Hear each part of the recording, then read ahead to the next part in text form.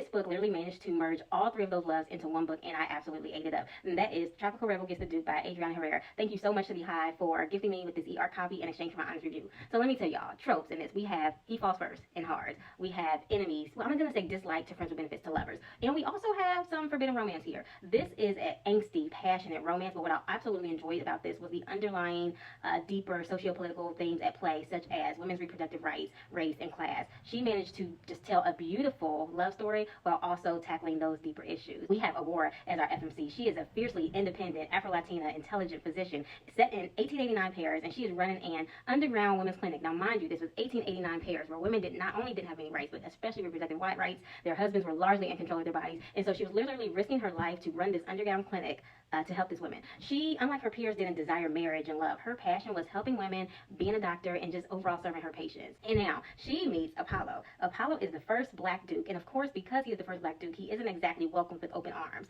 He is trying to find his place in the aristocracy. However, he is not one to conform to the societal norms and to conform and perform in order for them to like him and accept him. He was confident, self-assured, protective, intelligent, charming, attractive, just honestly the perfect MMC, and he ended up being everything Aurora never knew she needed. He was able to break down all of those walls, see right past that I'm an independent woman, bravado, facade she put up. Now, granted, she was very independent, but he's like, take off the cape and let me care for you. I call this a little bit of a forbidden romance because, as I said, Apollo was the first black duke, and in the hunt for his duchess, Aurora wasn't exactly the duchess pedigree. She came with a little bit of a blemished past, to speak, and so she was not exactly the picture of what a duchess would be or should be. Apollo cared nothing about that. I absolutely loved how he was just himself through and through, and he was determined to make his dukedom what he wanted to make it, and not what everyone else, not what his family, not what his aunts, not what anyone else thought it should be. I loved Aurora and Apollo together. You could literally feel the passion, the angst, the desire. You could literally feel it from the pages. I ate up every single moment. Every single scene with them was just magnetic.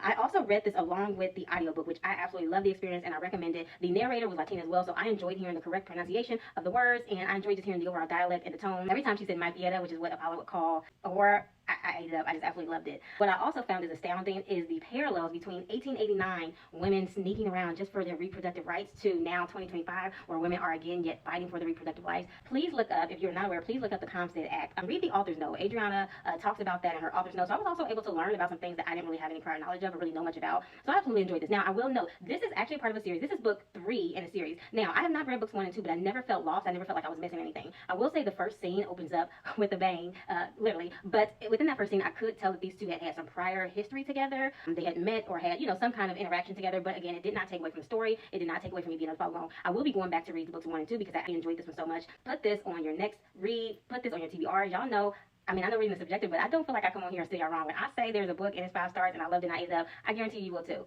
So thank you again, guys, for listening to this review. Tropical Rebel Gets the Duke. It actually releases today, February 4th. Put this on your TBR list. Bye.